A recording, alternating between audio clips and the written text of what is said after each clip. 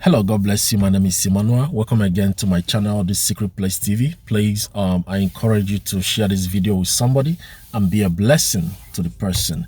I'm going to say some things that are very controversial, that might challenge your theology, that might challenge your belief about God. I'm speaking from a place of experience and encounters with God over the years. I want to say this: God is not a Father Christmas, and God will never give you anything for free. Pay attention. God will never give you anything for free.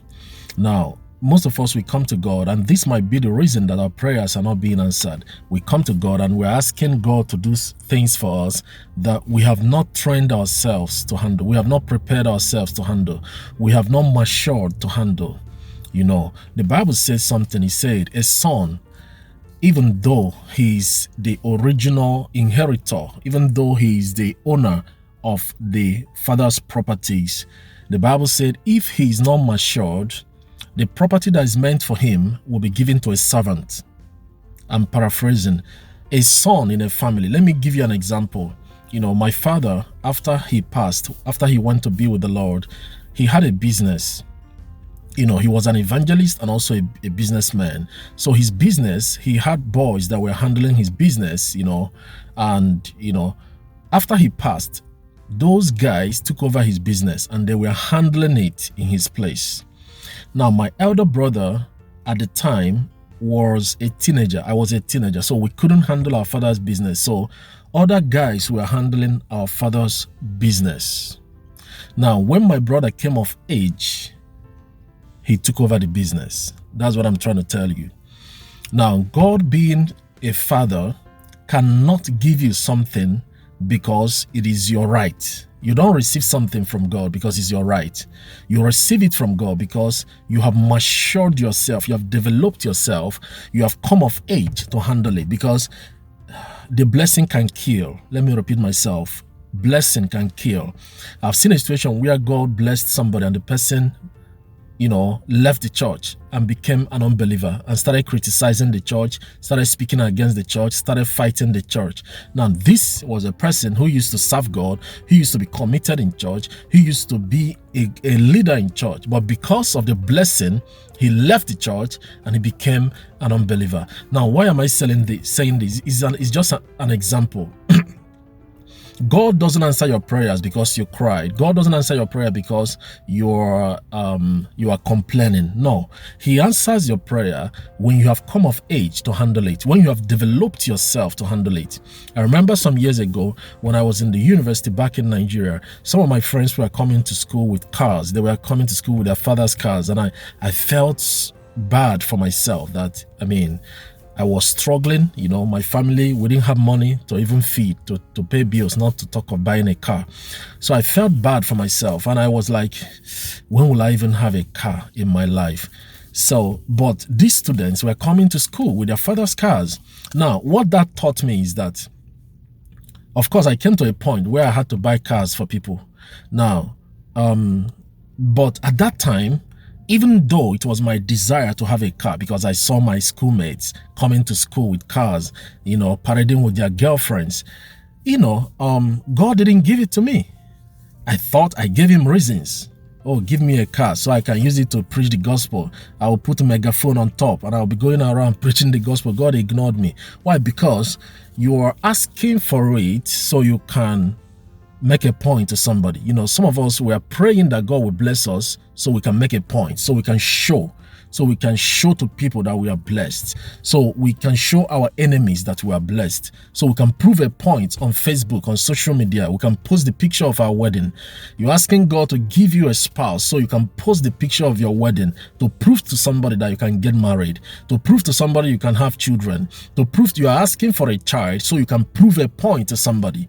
Recently, I uninstalled my Facebook app, my Instagram app, and my Twitter, all social medias. I took it off. I am not leaving social media entirely, but I did it for a moment to discipline myself. You know, I do it once in a while. I leave all social media platforms.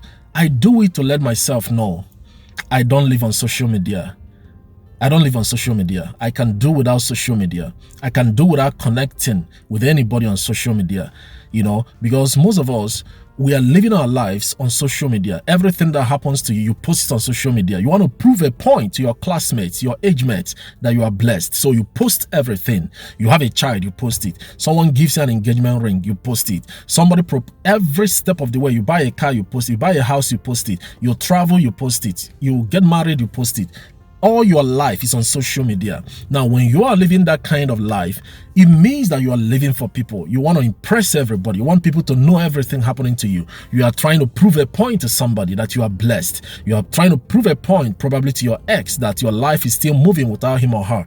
Now, when God sees your heart, you are not ready for the blessings. You are not ready. Because if you are getting blessed so you can prove a point to your enemy, to somebody that you are blessed, that is not blessing. That can kill you. That kind of blessing can kill you. All right. So I want to say this. The right blessing or the right gift at the wrong time is a poison. It can kill you. So before you ask God for something, ask yourself, have I developed the maturity? Have I developed what it takes, the capacity to handle it? If God gave me a car when I was in the university, that would be too much for me. I wasn't working. Where would I get the money to maintain the car, to buy fuel, to take care of the car? Stop asking God for things you have not qualified yourself to handle. You've not developed your character and you're asking God to give you a spouse, to give you a husband. You don't even know how to cook. You can't clean the house. You can't even keep your surroundings clean. How are you going to be a wife? How are you going to cook and take care of your children? Stop asking God for things you have not developed yourself for. You don't even have a job. You don't even pay bills, and you're asking for a wife who will take care of you. So my question is, or my statement is this: God cannot give you something because you cried. Just because you are crying. If you like, go and fast for 50 days, for 100 days, and you are crying. God will answer your prayer because you are crying. God will never answer your prayers because you are murmuring. Some of us will threaten God. You tell God, if you don't answer me, I'll backslide. I will leave the church. God will just ignore you. He was God without you. He can do without anybody. God not lost because it wasn't a loss. God fired his best angel in heaven, angel Lucifer. He fired him and he became Satan. He became a dragon. So who do you think you are? So stop threatening God. If you don't answer my prayers, I will backslide. I will leave the church. I'm giving you ultimatum. After 1 month, if I don't get married, I will stop coming to church. Who do you think you are? You are talking to the person who created you. You see, some of us, you need to know who you are talking to. Some of us, when you are praying, when you are asking God something, you need to pause and ask yourself, do I know who I'm talking to? Do you really know who you are talking to? You are talking to a man. I won't call him a man. You are talking to a being that angels worship him without seeing his face. Angels bow down to him and they don't see his face. Who do you think you are when you are threatening God, telling God, if you don't answer me, I backslide? What I'm trying to tell you is this. You see, God is God without you. All you need to do, develop yourself, build yourself up. You want to get married? Go and buy books on marriage, read books, study, research, get mentorship, build your character, work on yourself, get a job, be happy with your life. Build yourself in a way that when somebody comes into your life, you become an addition to the person. If somebody comes into your life and you are a burden and you are a liability to the person, you are not a blessing in that aspect. All right. So what I'm trying to say is, whatever you're asking God to give you, go and build yourself so you can handle it. Go and develop yourself. You want to start a business, go and learn that business. All right. In conclusion, God will not give you something because you cried, because you fasted. All those things are good. The Bible says, broken and a contrite heart, God will not despise. But God doesn't answer your prayer because you cried. He has to see responsibility, accountability, discipline. Are you able to handle the blessings you're asking for? Are you able to handle it? God bless you.